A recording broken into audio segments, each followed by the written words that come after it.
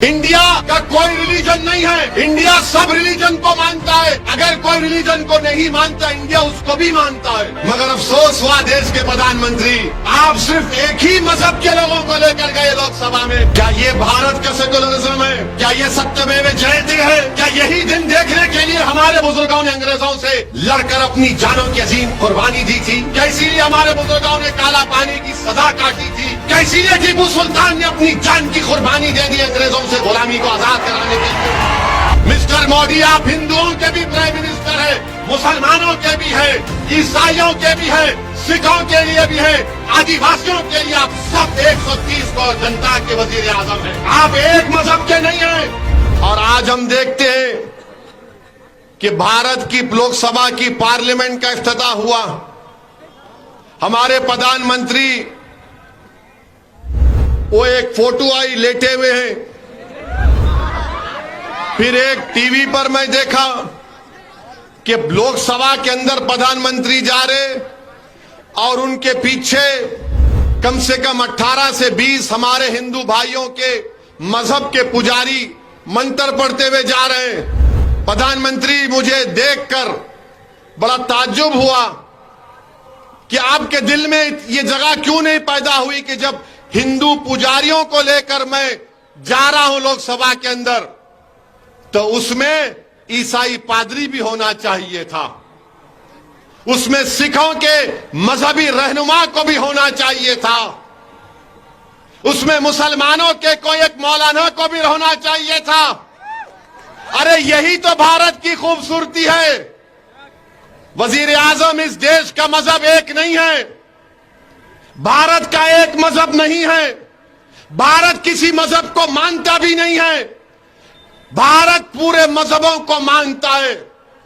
India का कोई religion नहीं है, इंडिया सब रिलीजन को मानता है।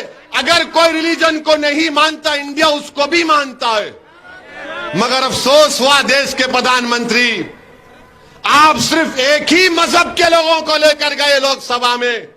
काश आपका दिल बड़ा होता तो उसमें ईसाई, सिख, मुसलमान और जैन लोग भी अंदर होते, बाहर हुआ। मगर लोग बोलते हैं, अब बोलेंगे नहीं बाहर नहीं हुआ, उस सूर्य रहमान का सूरा नहीं पढ़े। अरे भाई, अंदर भी पढ़ना था, अंदर भी पढ़ना था। यासीन वल कुरानिल हकीम, यह भी पढ़ना था अंदर। मगर प्रधानमंत्री सिर्फ अपने साथ इन्हीं लोगों को लेकर गए।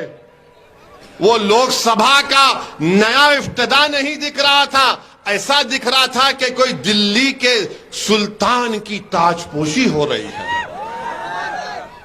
अफसोस हुआ, पार्लियामेंट की जरूरत है, पार्लियामेंट बनना चाहिए। मगर ये क्या हुआ है? क्या ये भारत का सेकुलरिज्म है? क्या ये सत्यमेव जयते है? क्या यही दिन देखने के लिए हमारे बुजुर्गों ने अंग्रेजों से लड़कर अपनी जानों की अजीम कुर्बानी दी थी? क्या इसीलिए हमारे बुजुर्गों ने काला पानी की सजा काटी थी? क्या इसीलिए जलियांवाला बाग में हमारे बुजुर्गों ने अपनी जानों को कुर्बान कर दिया अंग्रेजों की गुलामी से आजादी हासिल करने के लिए? क्या इसीलिए बहादुर शाह जफर के सामने उनके बेटों की कटे हुए सर को लाकर पेश किया गया था? क्या इसीलिए टीपू सुल्तान ने अपनी जान की कुर्बानी दे दी अंग्रेजों से गुलामी को आजाद कराने के लिए? बताइए आप मेरे अजीज दोस्तों और बुजुर्गों, ये देश के वजीर आजम को नहीं करना चाहिए था।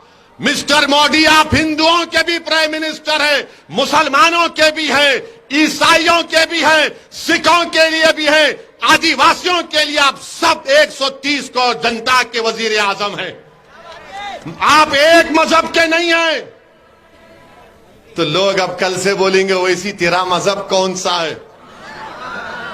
अरे दीवाने, मैं प्राइम मिनिस्टर ऑफ इंडिया की बात कर रहा हूं, मैं प्रधानमंत्री की बात कर रहा हूं, मैं वजीर आजम हिंद की बात कर रहा हूं। मेरी बात तुम जब करोगे, जब कोई मैं ओहदे पर आऊंगा। मगर इंशाअल्लाह ताला जब तक अल्लाह मुझे जिंदा रखेगा, जब तक आपकी दुआएं, आपका साथ रहेगा, असदुद्दीन ओवैसी जहां ठहरा है वहीं ठहरेगा। मेरी अगर ये फकीरी है तो मुझे अपनी फकीरी पर नाज है। अल्लाह ने मेरी फकीरी में शाही दी है। जो मुकाम अल्लाह ने मंजलिस के लोगों को दिया है वो किसी बड़े बड़े जमात के कायदीन को अल्लाह ने नहीं दिया है। ये अल्लाह का बहुत बड़ा करम और फजल है।